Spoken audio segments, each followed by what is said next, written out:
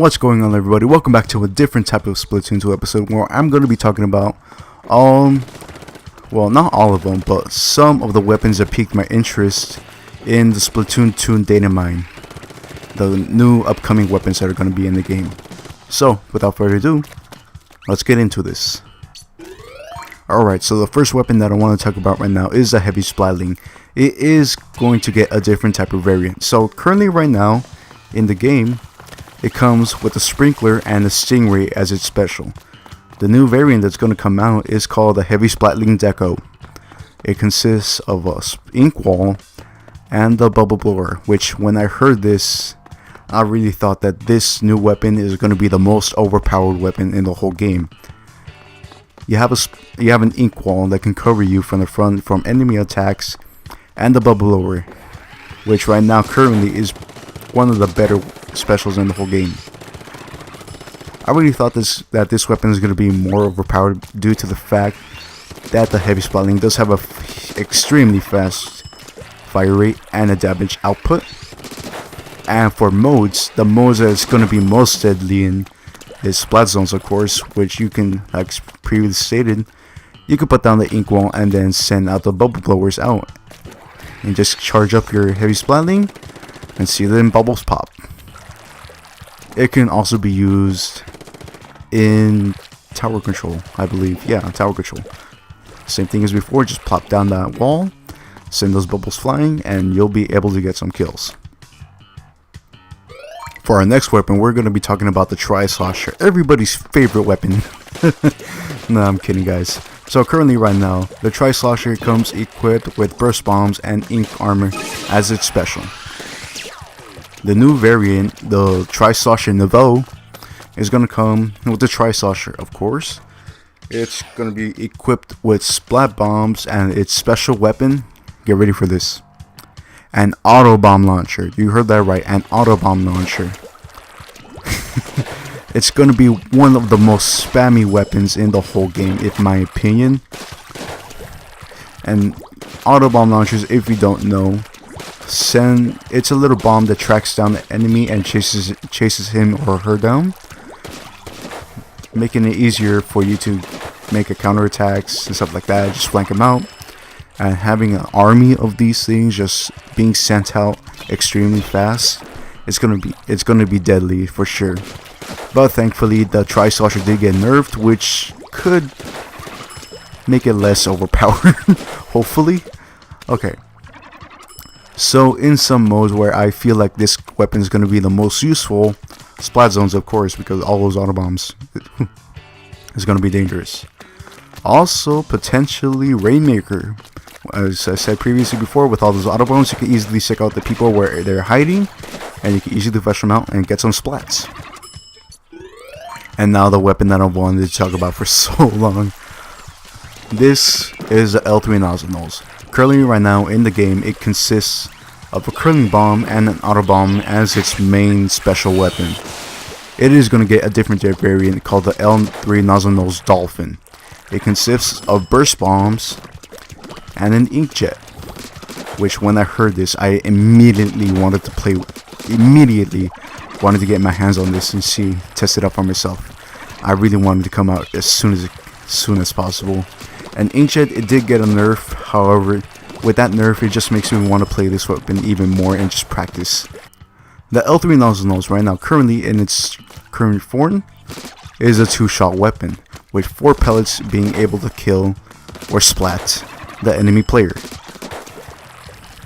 However, if you combine this with the curling bomb, it is a 1-shot weapon.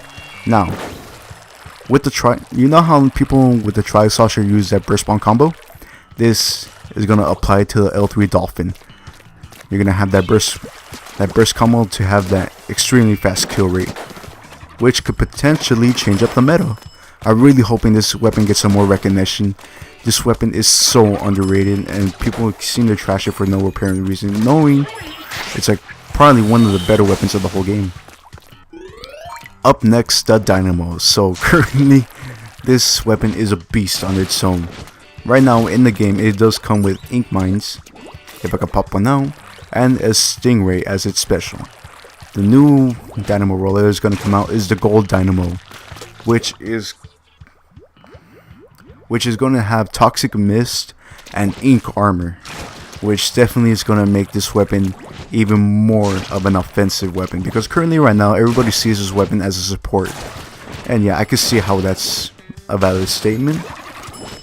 You're definitely not going to be able to run around with this weapon as much as you want to. It is a support weapon for right now, but hopefully when that Gold Dynamo comes out, it's going to push this weapon back to the offensive. So the possible modes where this weapon can really shine in, it's probably going to shine mostly in splat zones and in tower control. Tower control, when you use that Ink Armor, you can get some extra hits off of you. You can easily get some people off the tower, especially with its high damage output. Splat zones also, because, like I said previously before, high damage, and with the Ink Armor on you, you can take some extra hits. Alright, the next weapon that I wanted to talk about is the Mini Splatling.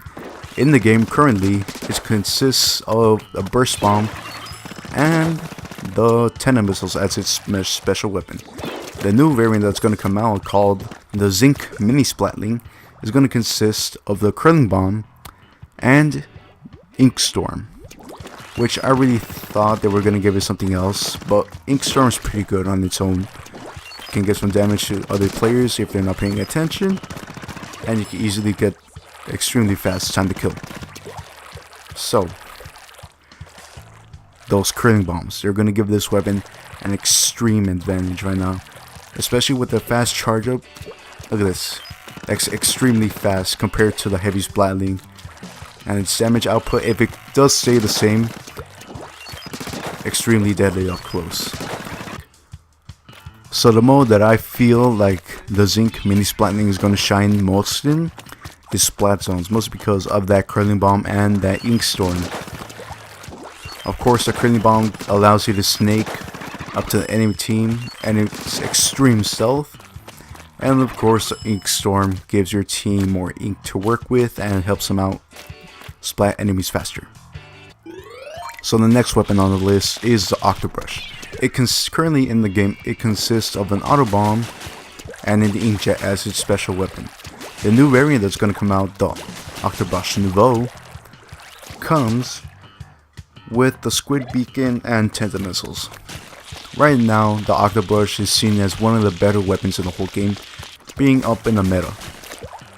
And with the new Octobrush that's going to come out, I feel like it's going to be more of a support role, more than it is going to be an offensive role. Especially with that Squid Beacon and those Tenta Missiles being used. So modes that I feel like the new weapon is going to feel most useful: Tower Control and Rainmaker. Not so much Splat Zones, because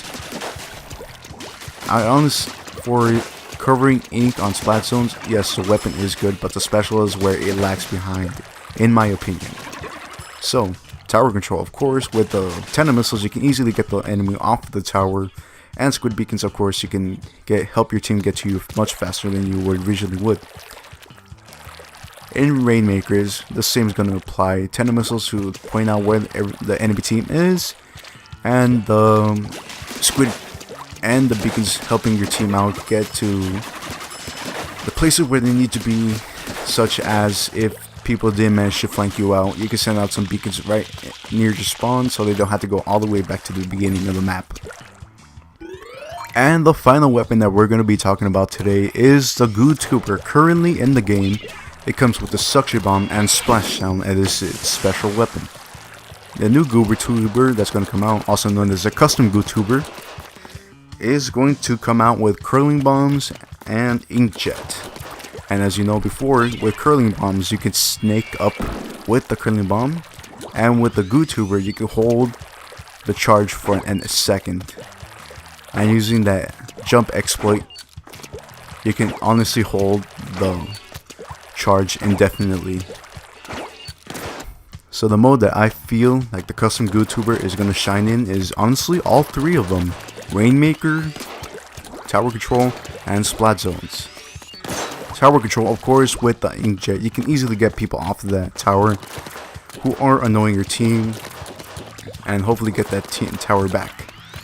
Your splat zones, of course, the critting bomb is always going to be useful for snaking up, and with the extra charge time that the weapon is probably going to have, you can hold that charge indefinitely, especially if you're jumping up from it. Just doing this, you can hold it for indefinitely. And Rainmaker, of course, with the critting bombs, you can cut off some enemy teams, hold out the charge, and as soon as you see them coming, just pop them.